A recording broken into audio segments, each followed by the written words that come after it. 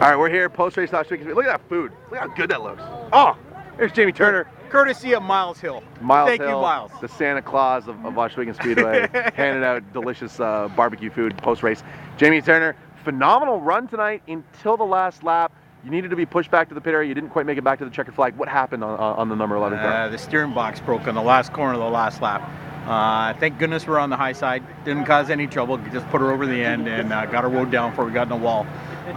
Tough break, but you know what? Like I said, it could have been a lot worse. I've done that before, and it's ended up a lot worse. So, you know, one of those things. Now, coming off a top 10 run on opening night, was the car better tonight, but prior to the incident? Because I mean, you were making progress in your heat race. You looked good in the feature before the steering box mishap. Was it better than it was on opening night? Yeah, a little bit, I think. You know what? The track was a lot different tonight. They took the water in it halfway through the night. It was really dusty to start with, and Glenn and his crew went at it, and it was a much nicer race on there come future time. We had two grooves again. You know, we had the bottom and the top, and they definitely fixed that hole down and won a lot. And you know, yeah, no, it was a good night, and even our cars, they rolled pretty good. Core had a good go. I seen him right there in the last lap or two. He was poking underneath me, and no, we'd have had two top 10s. We just had a little rough luck there right at the end. How difficult is it to pass here when it slicks off the way that it did through the first half of the night? It depends on your car. If you got your car working, it almost makes it easier. But it's getting it working, you know, and everybody else is trying to do the same thing, of course. Now, when you have a night like this, and obviously Ryan had his mechanical issues, and you have your steering box problems, does it sort of set a different tone for the week, knowing that you got to go home, and instead of making these cars faster, you instead of got to put them back together again? Does it make it more difficult to get ready for week number 3? You know what? Really, I think we're not going to be too bad off. You know, yeah, I think we're not too bad off. You know, it's not like we trashed the car. I actually wrecked pretty bad last week at Humberstone, so it was nice to come out here, and the car ran pretty good. I was pretty happy. The guys did a good job putting it back together. We had to tweak it a little bit, and so no, I think, you know what,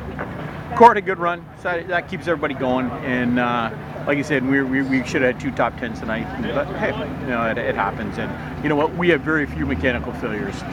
You know, I think that's about my second one in about 3 years. So, and you know what, it happens. I just hope it doesn't keep happening. But you know, the gremlins, sometimes they try and bite you. When you run 3 cars out of the same shop, and all 3 are different chassis manufacturers, are you still able to sort of swap notes and try to make one car better based off of another car? I mean, you had a top 10 run last Friday. Yeah. Were the boys able to sort of go off of your setup and try to improve their own runs? Yeah, a little bit. And the one thing, you know what, they're different manufacturers, but they're still quite similar. And that was one thing we did over the winter. We tried to get 3 similar cars, and you know what, and hopefully it just helps us learn that much quicker, because you know, you're always chasing, you're always striving for better.